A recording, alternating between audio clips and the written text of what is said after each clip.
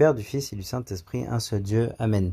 Moïse et les anciens d'Israël donnèrent cet ordre au peuple: observez tous les commandements que je vous prescris aujourd'hui. Lorsque vous aurez passé le Jourdain pour entrer dans le pays que l'Éternel ton Dieu te donne, tu dresseras de grandes pierres et tu les enduiras de chaux. Tu écriras sur ces pierres toutes les paroles de cette loi lorsque tu auras passé le Jourdain pour entrer dans le pays que l'Éternel ton Dieu te donne, pays où coule le lait et le miel, comme te l'a dit l'Éternel, le Dieu de tes pères. Vous avez remarqué que pour la première fois ici, on voit que c'est Moïse et les anciens d'Israël qui donnent l'ordre au peuple, qui commencent à parler au peuple. Une façon de montrer que Moïse transmet aux anciens d'Israël, aux prêtres, etc. Et que ce sera à eux ensuite d'enseigner pour tout le peuple. Et vous avez remarqué, on remarquera aussi dans tout le chapitre qu'il dit toujours l'Éternel ton Dieu, l'Éternel ton Dieu. L'Éternel ton Dieu, c'est répété toujours de cette façon-là.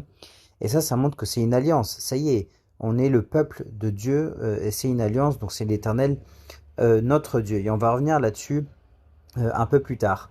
Et ce qu'on remarquera aussi dans tout ce chapitre-là, on va continuer ensuite, c'est que les deux choses qui sont les plus importantes ici, c'est d'observer les commandements et de construire un autel. Et la troisième chose, du coup, qui en découle, la conséquence, c'est la joie.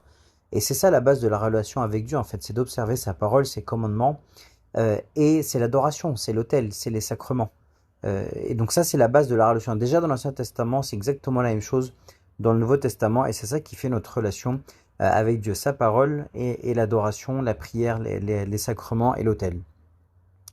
Et il y a une chose intéressante aussi, on peut essayer de faire un tout petit peu de recherche par rapport au fait que c'est un pays où coule le lait et le miel. Le lait, donc c'est le produit animal, et le miel, c'est le produit de l'abeille, ou c'est le produit de la terre.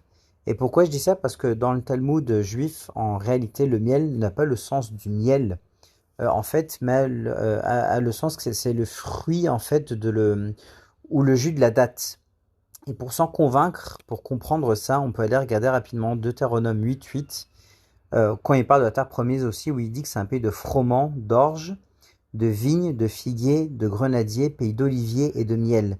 Et en fait, tout ça, c'est des produits végétaux, le froment, l'orge, la vigne, de la terre, quoi, des fruits, des figuiers, des grenadiers, oliviers et le miel. Alors pourquoi le miel ici, ça serait le produit de l'abeille? Non, c'est bien un produit de la terre, et donc on fait référence en fait à la date.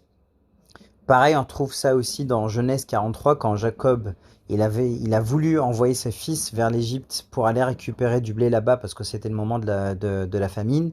Il a envoyé avec ses fils pour qu'ils aillent vers Joseph, et il a envoyé, c'est dans Genèse 43, 11, envoyer un peu de baume et un peu de miel, des aromates, de la myrrhe, des pistaches et des amandes, alors qu'ils étaient vraiment dans une misère totale et dans la famine, et c'est bien ces types de produits-là qu'ils ont enlevés. La petite méditation spirituelle qu'on peut se faire aussi maintenant par rapport au miel, et on va prendre un troisième passage ailleurs, c'est dans Ésaïe 7, 14, où quand on parle du Christ, en fait, ça c'est une prophétie sur l'incarnation du Christ. Voici la jeune fille, ou la Vierge deviendra enceinte, elle enfantera un fils, elle lui donnera le nom d'Emmanuel, et juste derrière écrit, il mangera de la crème et du miel, crème qui est le produit du lait. Pour dire que, en fait, ce pays-là où il y a du lait et de miel, il y a en fait la plénitude de la nourriture, ou de la connaissance. Enfin, le Christ s'est nourri de ça. Ça représente un peu cette plénitude-là, et c'est dans ce pays-là qu'on retrouvera cette plénitude de lait et de miel. Lorsque vous aurez passé le Jourdain, vous dresserez sur le mont Ébal sur ces pierres que je vous donne aujourd'hui de dresser, et tu les enduiras de chaux. Donc on est juste avant la traversée du Jourdain, comme je vous l'ai dit là. Et donc ce que leur demande Moïse là de faire, c'est de construire donc cet autel-là avec ces pierres en fait. Et donc comme on a dit, c'est la base de la relation avec Dieu. Et d'écrire en fait dessus les paroles de cette loi-là. C'est ce qu'on a lu un petit peu plus tôt dans ce chapitre-là. Et il fallait qu'ils écrivent ça avec leurs mains sur cette pierre. On est 3500 ans avant Jésus-Christ, rappelez-vous quand même, donc ça devait pas être facile de faire une telle opération, et c'est pour montrer l'importance aussi peut-être d'écrire en fait des passages de la Bible. C'est une façon de les retenir, et il y a des gens qui continuent de faire ça de nos jours, plutôt que de lire sur leur téléphone. C'est une façon de retenir, et donc pourquoi pas essayer de garder ou de prendre cette habitude-là, ça peut être une bonne habitude. Là, tu bâtiras un autel à l'Éternel ton Dieu, un autel de pierre sur lequel tu ne porteras point de fer. C'est-à-dire qu'en fait, il ne faut pas le construire, cet autel-là. C'est une pierre, il ne faut pas y toucher, et c'est tout. Donc on ne met pas de fer pour en faire un bâtiment ou quelque chose. Et vous savez, toujours la pierre dans l'Ancien Testament, ça représente le Christ. La pierre angulaire, vous savez, il a dit ça de lui dans le Nouveau Testament, sur lequel on s'appuie. Donc cette pierre-là, euh, qu'on ne construit pas, évidemment, c'est le Christ, ou qu'on ne détruit pas, ou qu'on ne casse pas, c'est le symbole du Christ dans le Nouveau Testament. Tu bâtiras en pierre brute l'autel de l'Éternel ton Dieu, tu offriras sur cet autel des holocaustes à l'Éternel ton Dieu, tu offriras des sacrifices d'action de grâce, et tu mangeras là, et tu te réjouiras devant l'Éternel ton Dieu. Et là, c'est très intéressant. Pourquoi? Parce que les holocaustes et les sacrifices d'action de grâce, on sait que ce n'est pas les seuls types de sacrifices qui étaient faits. Il y a aussi les sacrifices ou les offrandes pour l'expiation des péchés et pour le pardon des péchés. Alors pourquoi ici on ne fait référence qu'aux holocaustes et qu'aux sacrifices d'action de grâce? Tout simplement parce que la terre promise, ça représente le royaume des cieux. C'est ça notre terre promise à nous, c'est le royaume après la mort. Et quand on sera au royaume des cieux, il n'y aura pas de sacrifice pour le pardon des péchés. Mais il y aura uniquement en fait des holocaustes et des sacrifices d'action de grâce, dans le sens où en fait les holocaustes représentent la consécration à Dieu, parce que les holocaustes étaient brûlés complètement sur l'autel, on ne devait en garder aucune part. Donc c'est symbole de consécration, en fait, consacrer sa vie à Dieu. Et les sacrifices d'action de grâce, en fait, on offrait ces actions de grâce-là, et on en mangeait une partie, le prêtre en mangeait une partie. Et ça symbolise en fait la communion entre nous et la communion avec Dieu. Donc au royaume des cieux, en fait, il y aura une consécration, des gens consacrés à Dieu complètement, et on est en communion avec Dieu. Et il n'y aura que ça au royaume des cieux, il n'y aura pas besoin de faire des sacrifices, il n'y aura pas de péché. Et donc c'est pour ça qu'ici on ne fait référence qu'aux holocaustes et qu'aux sacrifices d'action de grâce, pour penser à comment ça se passera au royaume des cieux. Ceux qui iront au royaume des cieux sont ceux qui seront consacrés complètement à Dieu, et qui seront en communion avec Dieu, ou en tout cas qui l'auront été sur terre en fait, et qui auront gagné ainsi leur place au paradis. Tu écriras sur ces pierres toutes les paroles de cette loi en les gravant bien nettement. Et là on peut méditer aussi en se disant que il faut observer la loi de Dieu très spécifiquement, très nettement, et pas l'observer à moitié en étant ici sur terre. Moïse, les sacrificateurs et les Lévites parlèrent à tout Israël et dirent: Israël, sois attentif et écoute. Encore une fois, c'est la même idée. Aujourd'hui, tu es devenu le peuple de l'Éternel ton Dieu, tu obéiras à la voix de l'Éternel ton Dieu, et tu mettras en pratique ses commandements et ses lois que je te prescris aujourd'hui. Et c'est bien dans ce sens-là, on est le peuple de Dieu, et du coup on observe ses commandements.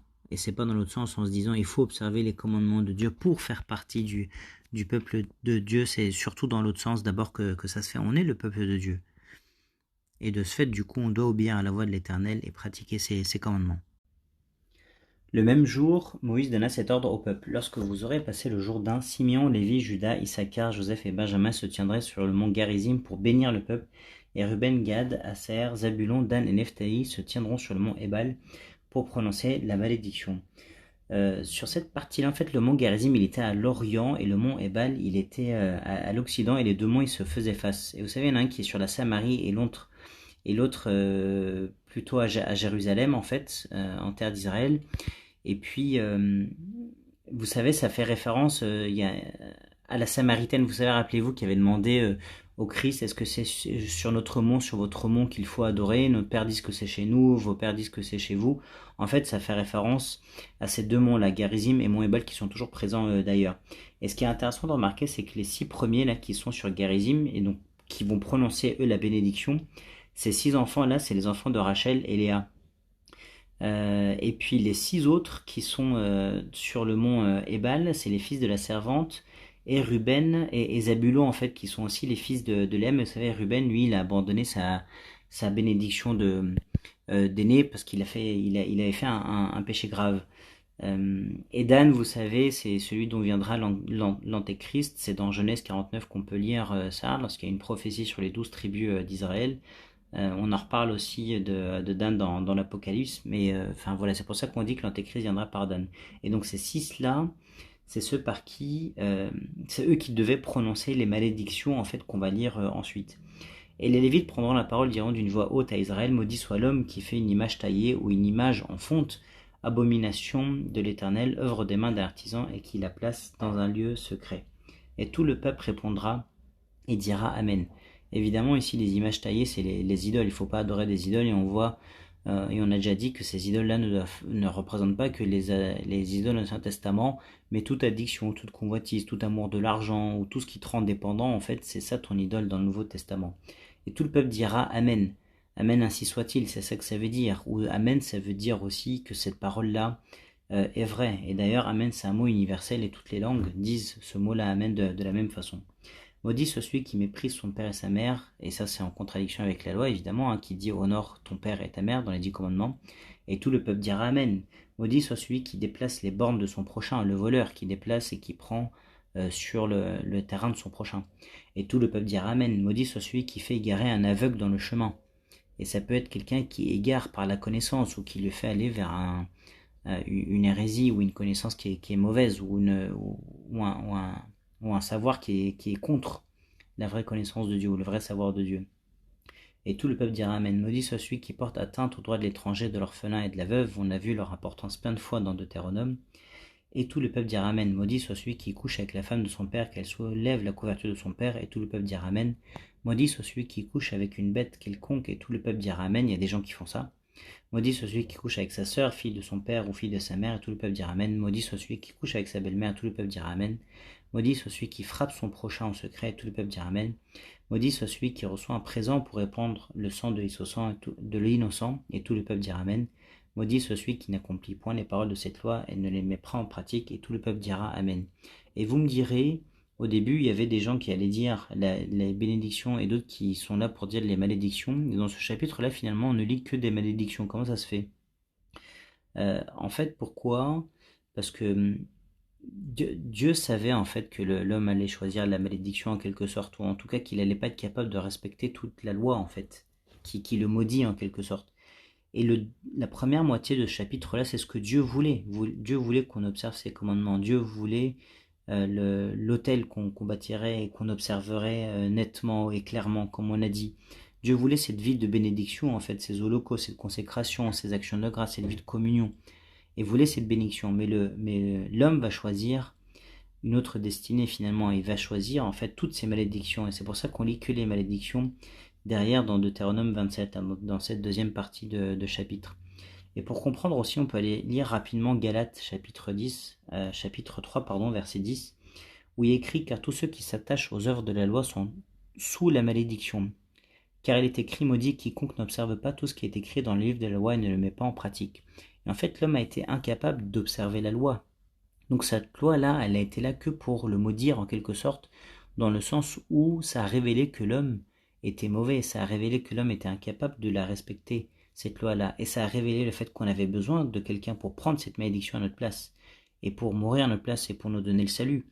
La loi, elle est comme un miroir qui te dit tu es moche, entre guillemets, pour te dire que tu es mauvais, que tu as besoin d'être sauvé. Donc c'est pour ça qu'on dit que la loi maudit.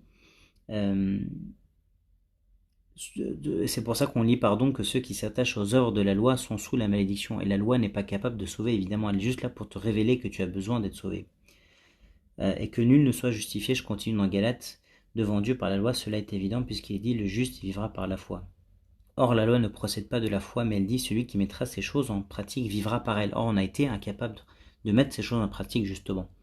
Et donc du coup, qu'est-ce qui s'est passé? Il y a eu l'incarnation et le verset 13 qui dit « Christ nous a rachetés de la malédiction de la loi, étant devenu malédiction pour nous, il a pris tout ça à notre place, car il est écrit « Maudit est quiconque est pendu au bois », comme le Christ l'a fait en fait. Il a pris cette malédiction en fait, pour nous donner la vie. Et dans Galates chapitre 4, il y a écrit « Mais lorsque les temps ont été accomplis, Dieu a envoyé son Fils, né d'une femme, né sous la loi, afin qu'il rachetât ceux qui étaient sous la loi. » Donc saint Paul nous explique en fait cette partie-là. Ceux qui sont sous la loi sont sous la malédiction et en réalité ont besoin en fait d'un sauveur qui est le Christ et qui est venu pour prendre cette malédiction à notre place et nous donner le salut.